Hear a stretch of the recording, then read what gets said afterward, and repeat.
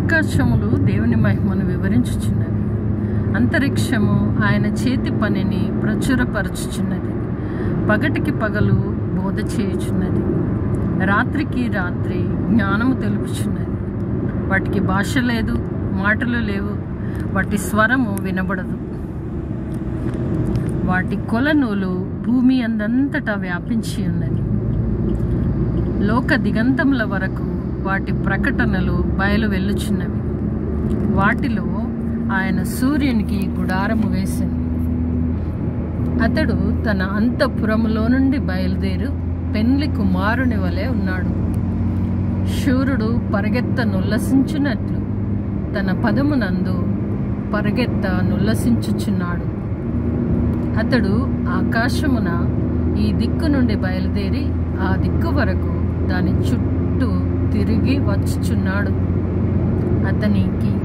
అతని వేడిమికి మరుగైనది ఏదియూ లేదు.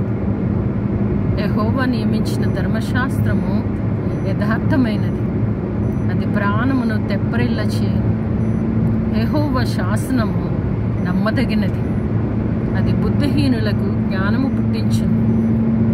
యెహోవా ఉపదేశములు నిర్దోషమైనవి, అవి హృదయమును సంతోషపరచును. యెహోవా ఏర్పరిచిన ధర్మము నిర్మలమైనది, అది కన్నులకు వెలుగిచ్చును. యెహోవా యందైన భయము పవిత్రమైనది, అది నిత్యము నిలుచును. యెహోవా న్యాయ విధులు సత్యమైనవి, అవి కేవలము న్యాయమైనవి. అవి బంగారు కంటెను, విస్తారమైన మేలిమి బంగారు కంటెను కోరదగినవి. తేనె కంటెను, జుంటి తేనె దారల కంటెను మధురమైనవి. వాటి వలన నీ సేవకుడు హెచ్చరిక నొందును, వాటి గైకొనుట వలన గొప్ప లాభము కలుగును. తన పొరపాటులు కనుగొనగలవాడెవడు? నేను రహస్యంగా చేసిన తప్పులు క్షమించి నన్ను నిర్దోషినిగా తీర్చుము. దురభిమాన పాపములలో పడకుండా నీ సేవకుని ఆపుము, వాటిని నన్ను ఏలనీయకు.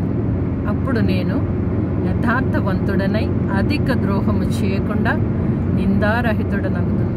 యెహోవా నా ఆశ్రయదుర్గమా, నా విమోచకుడా, నా నోటి మాటలను నా హృదయ ధ్యానమును నీ దృష్టికి అంగీకారములగునుగాక. ఆమేన్.